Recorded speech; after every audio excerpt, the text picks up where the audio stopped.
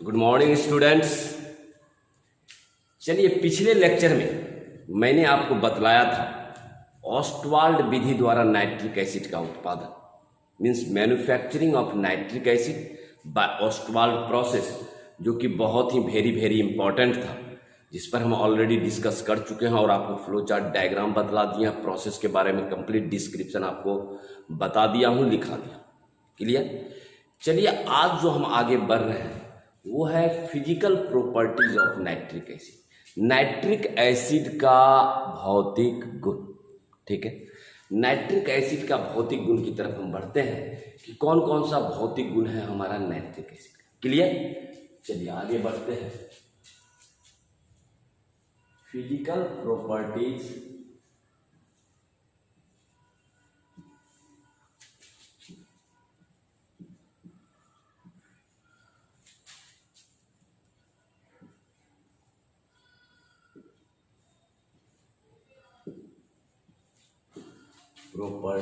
Of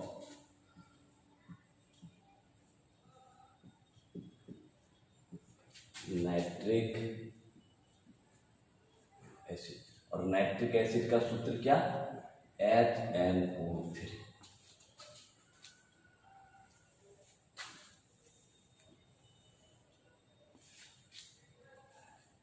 चलिए हम बढ़ते हैं आगे। भौतिक गुण, नाइट्रिक एसिड का भौतिक गुण, नाइट्रिक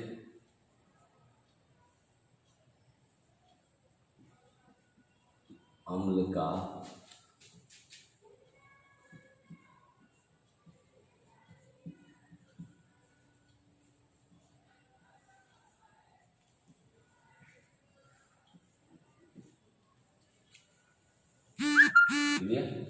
नाइट्रिक एसिड का भौतिक गुण की तरफ बढ़ते हैं।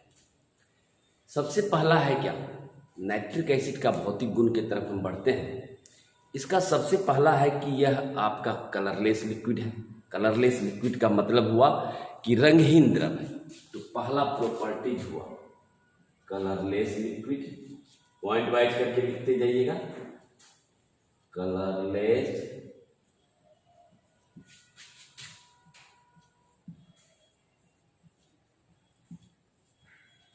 कलरलेस लिक्विड मीन्स रंगहीन द्रव।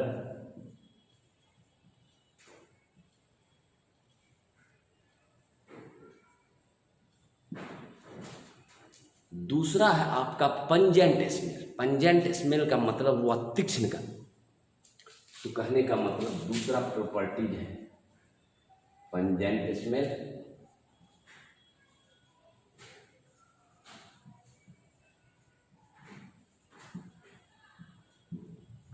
पंजेंट स्मेल जिसको हम कहते हैं तीक्ष्ण गंध।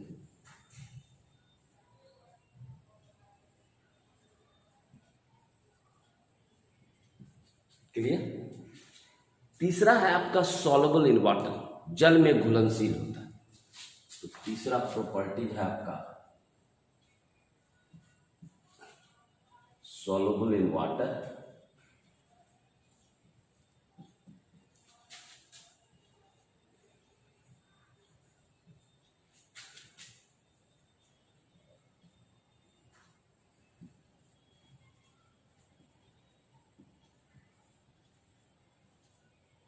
जल में घुलनशील।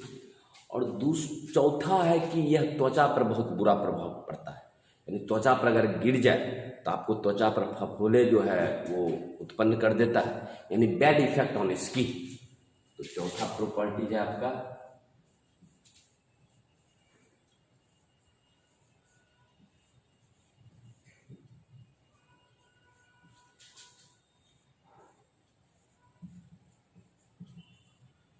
Bad effect on skin. मतलब क्या? त्वचा पर बुरा प्रभाव पड़ता है।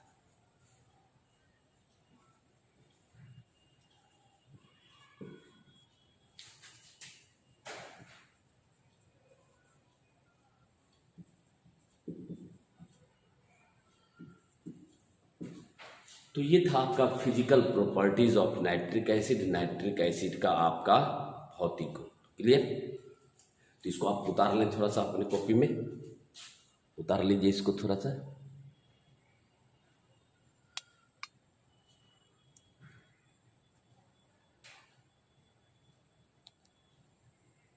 बस सेटिंग में दिक्कत आ जाता है, इसी कारण था।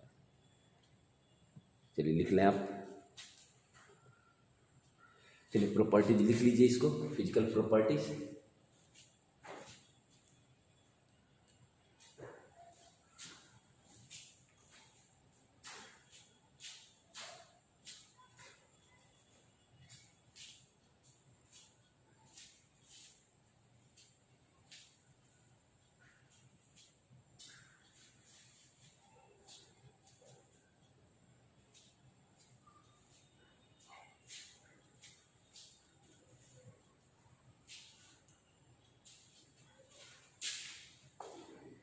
चलिए ये तो था आपका भौतिक गुण, नाइट्रिक एसिड का भौतिक गुण, फिजिकल प्रॉपर्टीज।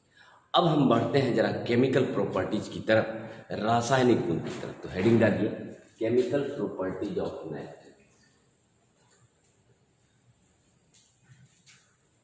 नाइट्रिक एसिड का रासायनिक गुण।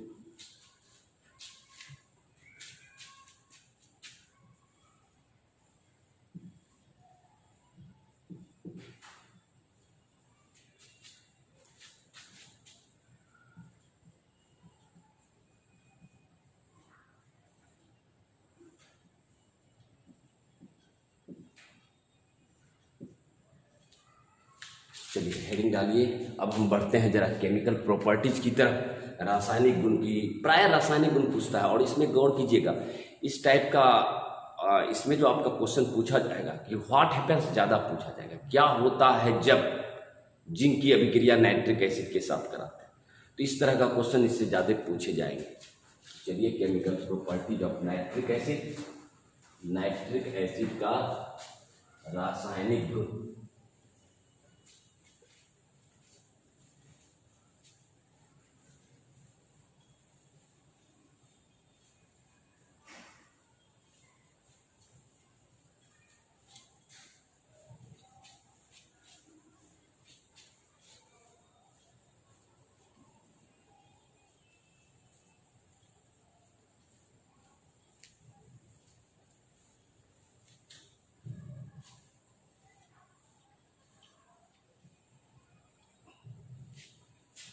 चलिए सबसे पहला गुण जो पढ़ेंगे वो पढ़ेंगे हम एसिडिक प्रॉपर्टी। एसिडिक प्रॉपर्टीज का मतलब हुआ अम्लीय गुण।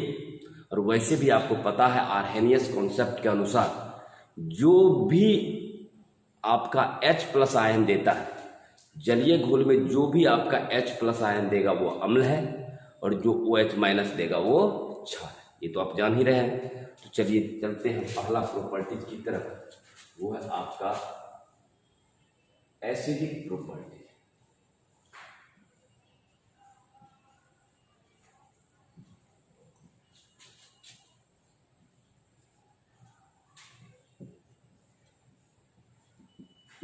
एसिडिक प्रॉपर्टी जिसको हम कहते हैं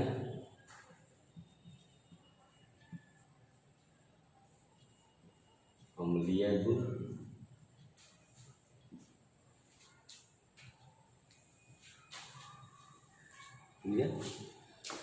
गौर कीजिएगा HNO3 जब भी टूटेगा, जब भी वो एक्वस सॉल्यूशन में आपका टूटेगा तो वो H+ और NO3- देगा। तो जब भी कोई आर्हेनियस के अनुसार जब भी कोई पदार्थ आपका H+ आयन देता है तो वो अम्ल है, और यदि वह अम्लीय नेचर का है तो क्षार से अभिक्रिया करके लवण तथा जल देगा। क्लियर? तो ये चीज आप ऑलरेडी जान रहे हैं कि अम्ल जो है वो बेस से अभिक्रिया करके लवण तथा जल का निर्माण करता है। क्लियर? जैसे कि रिएक्शन में हम दिखाते हैं, जैसे HNO3 ये आपका जलीय घोल में क्या देता है, H+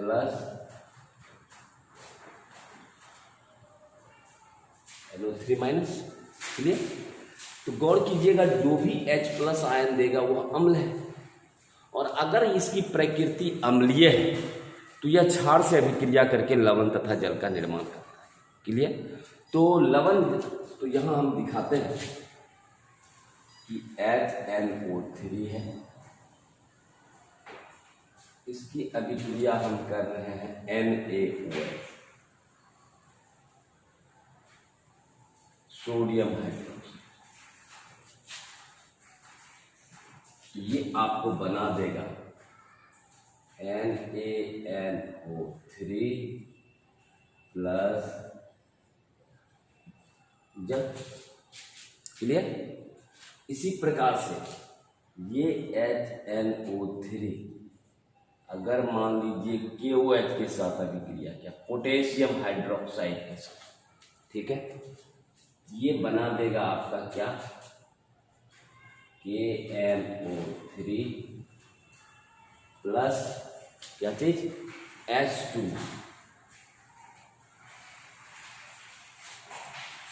ठीक है, तो इसका मतलब हुआ कि HNO3 की अम्लीय प्रकृति होने के कारण यह आपका क्षार से अभिक्रिया करके लवण तथा जल देता है। क्लियर। तो कहने का मतलब जैसे कि ये आपका है नाइट्रिक एसिड, नाइट्रिक एसिड है, ये भी आपका नाइट्रिक एसिड है, ठीक है, ये आपका है सोडियम हाइड्रोक्साइड,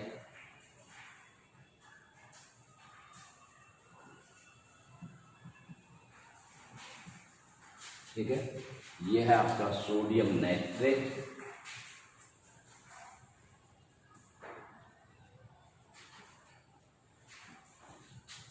ये आपका है जल। क्लियर। उसी प्रकार से ये है आपका पोटेशियम हाइड्रोक्साइड,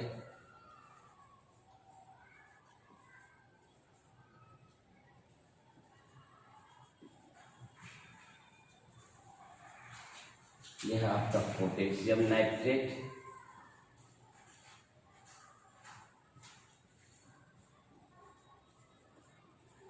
ये है आपका वाटर।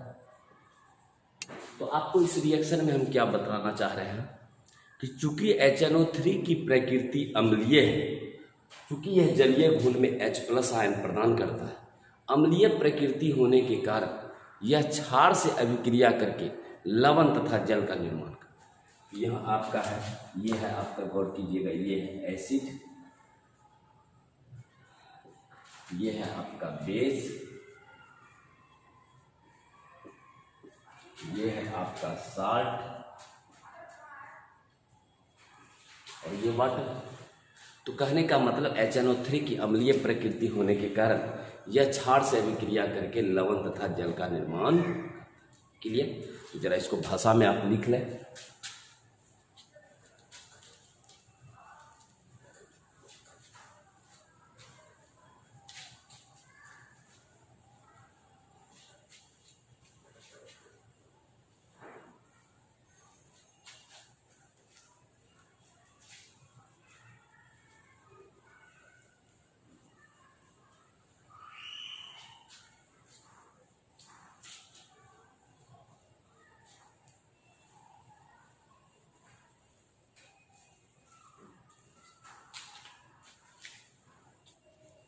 तो यहां लिख लें आप,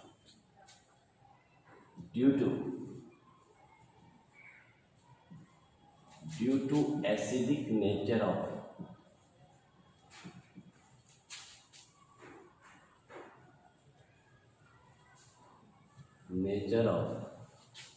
HNO3, it reacts with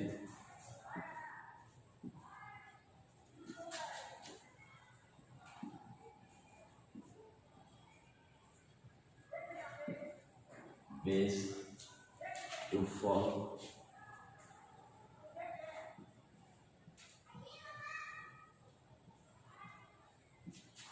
salt and, लिख लीजिए, HNO3 की अम्लीय प्रकृति होने के कारण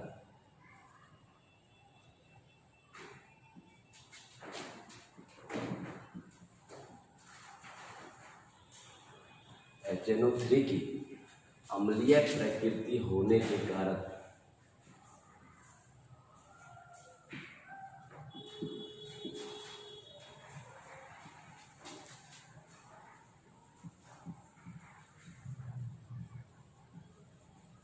यह क्षार से अभिक्रिया करके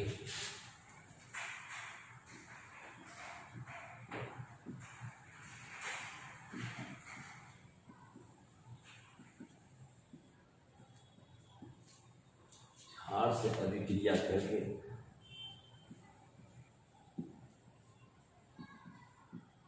लवण तथा जल देता है।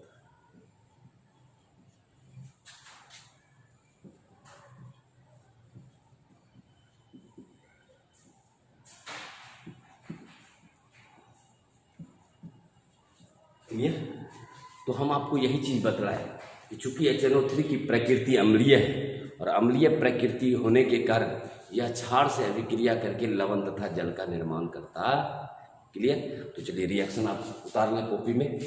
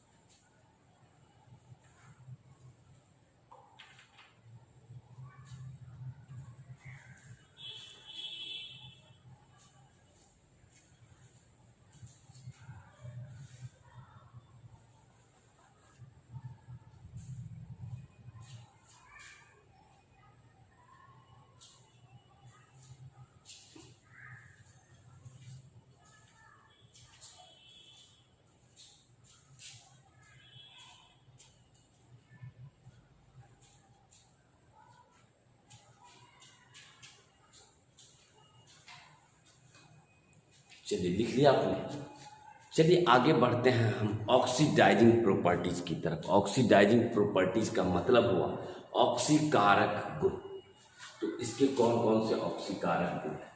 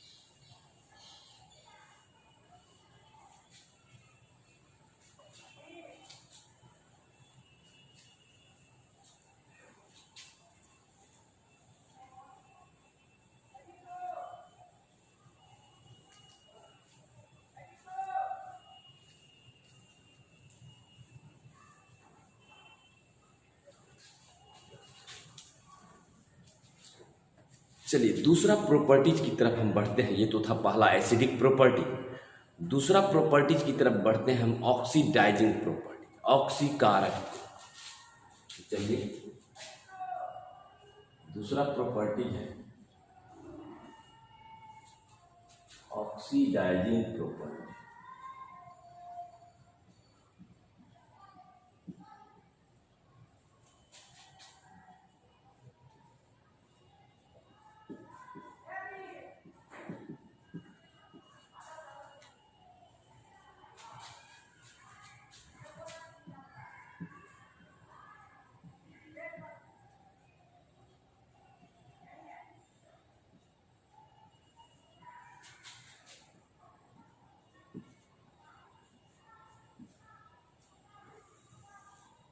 ऑक्सीकारक गुण।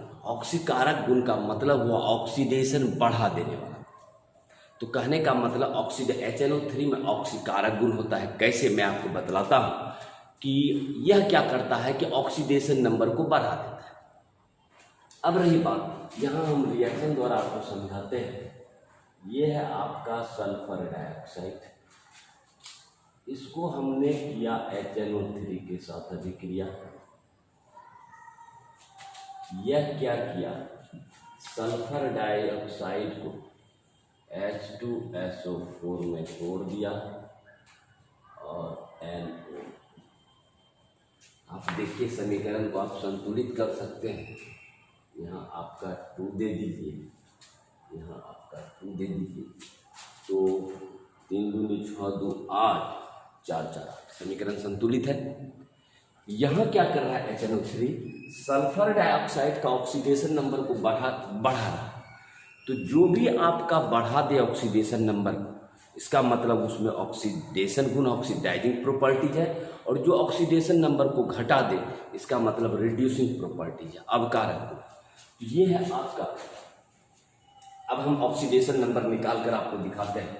अगर मान लीजिए कि हमको सल्फर का ऑक्सीडेशन नंबर निकालना है, X प्लस ऑक्सीजन का -2 गुना 2, टोटल का योगफल 0, x - 4 बराबर 0, x बराबर +4। इसका मतलब इसका ऑक्सीडेशन नंबर +4 है। अब यहाँ हम सल्फ्यूरिक एसिड में भी सल्फर का निकालते हैं। यहाँ है 1 गुना 2 जोड़ x जोड़ -2 गुना 4 बराबर 0, फिर 2 जोड़ x -8 बराबर 0, x बराबर 6। तो आप क्या देख रहे हैं कि HNO3 क्या कर रहा है, यह सल्फर का ऑक्सीडेशन नंबर +4 को बढ़ाकर कहाँ लेके चला गया, +6 लेके चला गया। इसका मतलब हुआ कि यहाँ ऑक्सीडेशन नंबर मेरा बढ़ रहा है। इसका मतलब हुआ कि ये ऑक्सीडेशन होगा। ऑक्सीडेशन यानी ऑक्सीडेशन नंबर का बढ़ना भी ऑक्सीडेशन कहलाता है। इसीलिए कहते हैं कि यहाँ HNO3 ऑक्सीडाइजिंग एजेंट की तरह कार्य करता है। तो इसका मतलब हुआ कि ये है आपका सल्फर डाइऑक्साइड,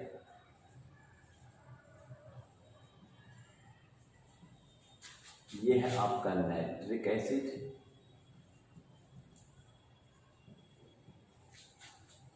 ये है आपका सल्फ्यूरिक एसिड,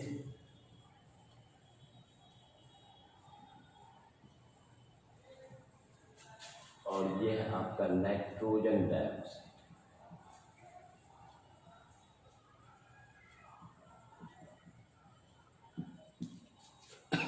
क्लियर? तो यहाँ आपका नाइट्रिक एसिड का काम है ऑक्सीडेशन नंबर को बढ़ा देना, इसीलिए इसमें ऑक्सीकारक गुण। तो यहाँ आप लिखिएगा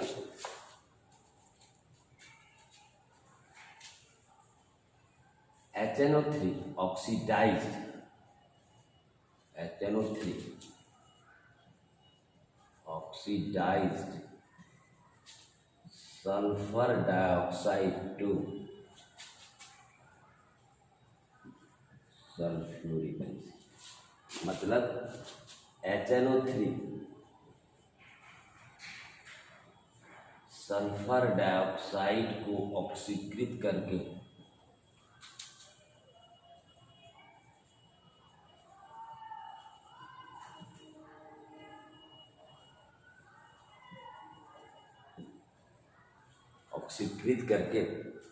सल्फ्यूरिक एसिड में परिवर्तित कर।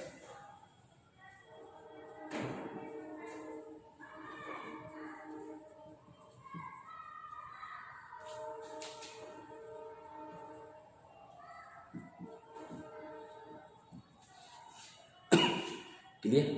तो यह क्या करता है, सल्फ्यूरिक एसिड को, आपका सल्फर डाइऑक्साइड को क्या करता है, सल्फ्यूरिक एसिड में परिवर्तित कर देता है और ऑक्सीडेशन नंबर को बढ़ा देता है, क्योंकि यहाँ सल्फर का ऑक्सीडेशन नंबर 4 है और यहाँ सल्फर का ऑक्सीडेशन नंबर 6 है। तो ये क्या करता है कि ऑक्सीडेशन नंबर को बढ़ा देता है। इसीलिए हम कहते हैं कि HNO3 में ऑक्सीडाइजिंग प्रॉपर्टी है, ऑक्सीकारक गुण उपस्थित होता है। क्लियर? चलिए इसको उतार लीजिए आप जरा सा।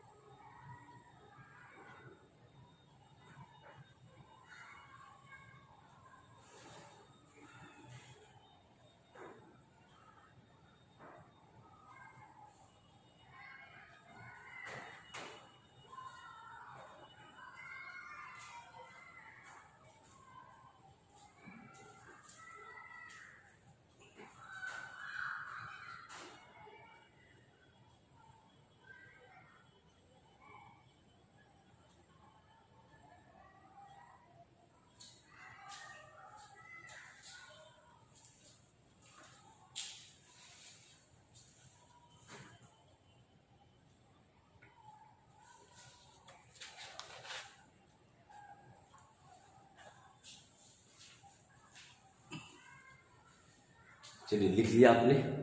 चलिए हम बढ़ते हैं थर्ड केमिकल प्रॉपर्टीज की तरफ, reaction with non metal. Non metal का मतलब हुआ अधातु के साथ अभिक्रिया। क्लियर? तो चलते हैं हम अगला तीसरा केमिकल रिएक्शन।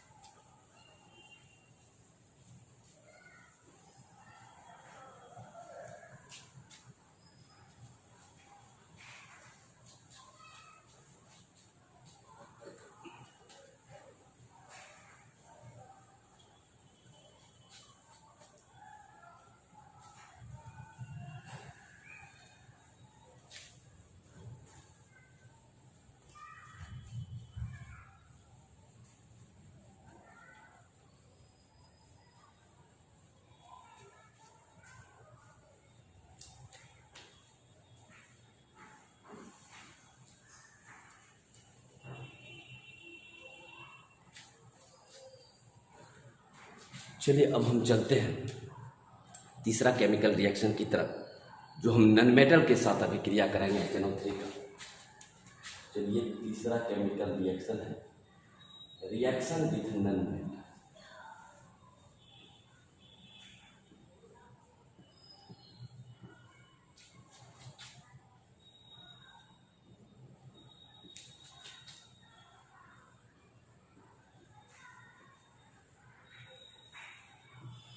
मीन्स अधातु के साथ अभिक्रिया।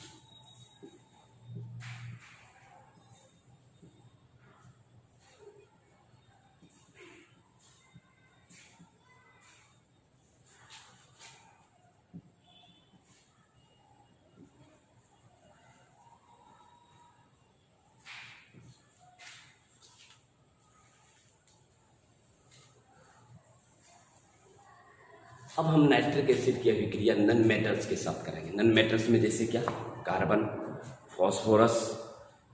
तो कहने का मतलब ये इन सारी चीज़ों से हम कराएंगे। अब तो क्या पढ़ो, क्योंकि इस प्रकार का क्वेश्चन प्राय पूछे जाते हैं कि व्हाट हैपेंस जब HNO3 की अभिक्रिया नन मेटल्स के साथ कराया जाता है तो क्या बनता है। तो यहाँ आपको ध्यान देने वाली बात है कि सपोज मान लीजिए कार्बन के साथ हम HNO3 का अभिक्रिया कराएं, तो ये कार्बन किसमें परिवर्तित हो गया, कार्बन डाइऑक्साइड में,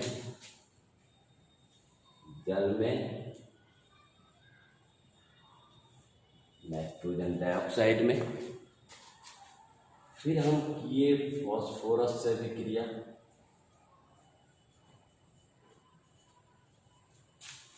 तो ये ऑक्सीडाइज कर दिया फॉस्फोरिक एसिड में प्लस H2O प्लस NO2 में।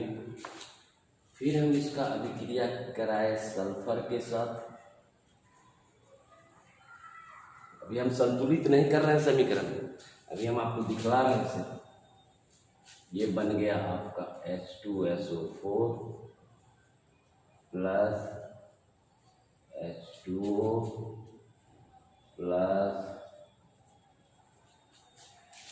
आप क्या देख रहे हैं जरा सा गौर कीजिएगा रिएक्शन में कि HNO3 हम नन मेटल से करा रहे हैं अभिक्रिया, कार्बन से करा रहे हैं, फॉस्फोरस से करा रहे हैं, सल्फर से करा रहे हैं। यह क्या करता है कि ऑक्सीडाइजिंग प्रॉपर्टीज की तरह ऑक्सीडेशन नंबर को बढ़ा देता है। कैसे? किसी भी स्वतंत्र तत्व का ऑक्सीडेशन नंबर 0, और यहाँ यदि कार्बन का ऑक्सीडेशन नंबर निकालते हैं तो होता है +4। बढ़ गया कि नहीं? 0 से +4 गया, बढ़ गया। यहाँ आपका फॉस्फोरस का 0, यहाँ आपका फॉस्फोरस का +5, बढ़ गया कि नहीं? यहाँ आपका सल्फर का 0, यहाँ सल्फर का प्लस।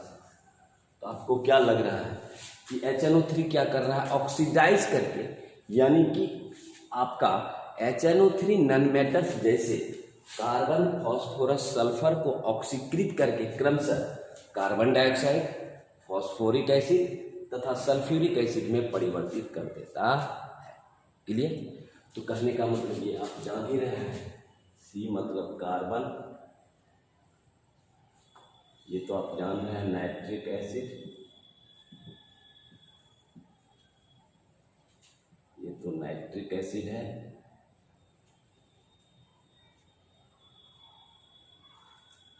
ये जान रहे हैं फॉस्फोरस,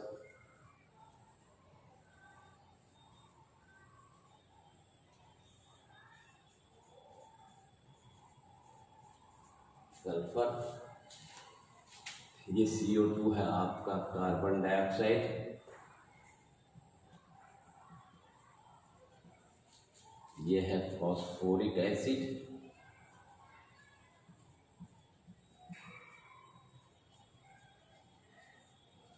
ये है आपका सल्फ्यूरिक एसिड,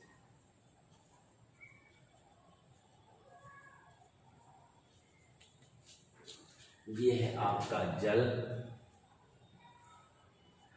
ये है आपका वाटर, ये है आपका वाटर, ये है आपका नाइट्रोजन डाइऑक्साइड,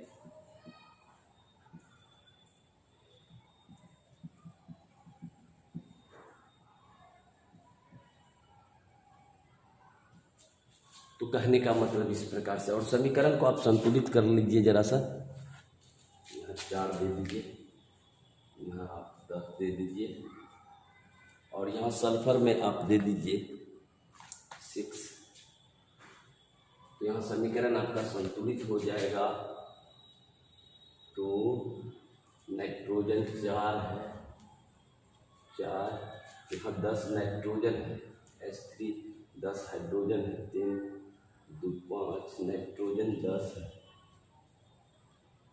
10, तो आपका हो गया 3 3, तो आप देख लीजिए 3 है, तो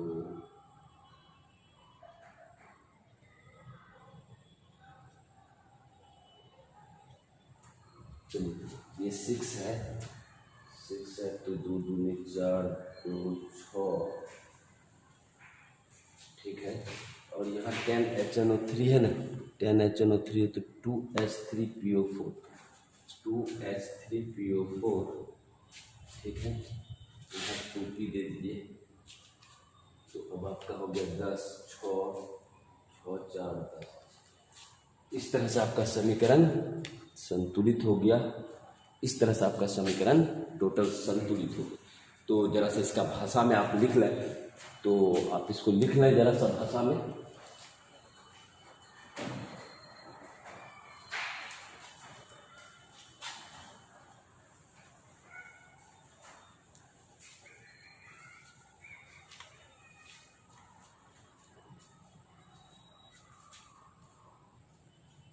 HNO3 reacts with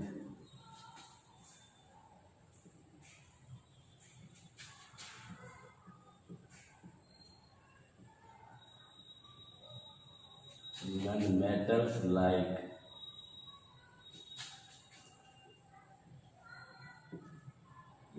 carbon, phosphorus and sulfur to form carbon dioxide,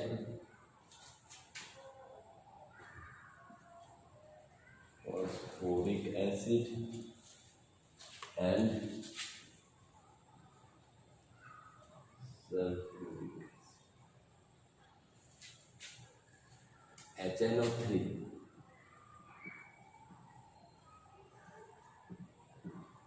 और धातु जैसे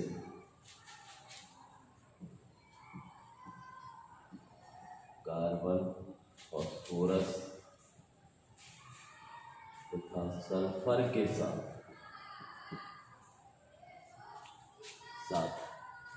अभिक्रिया करके क्रमशः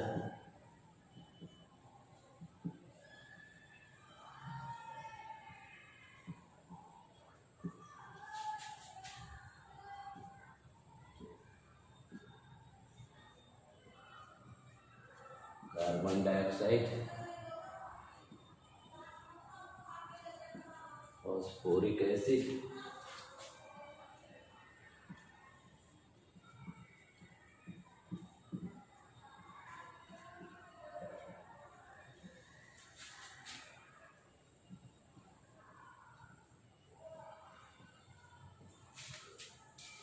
प्रदान करता है।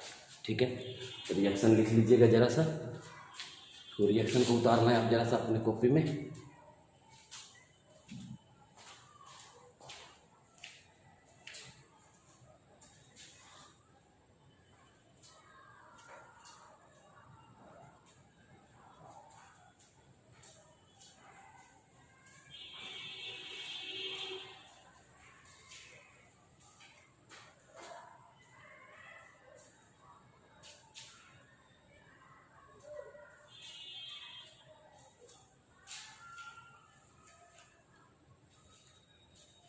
तो चलिए, कुछ केमिकल रिएक्शन आपका बच रहा है जो कि हम नेक्स्ट लेक्चर में आपको क्लियर कर देंगे। तो चलिए, आज की मुलाकात यही रहने देते हैं।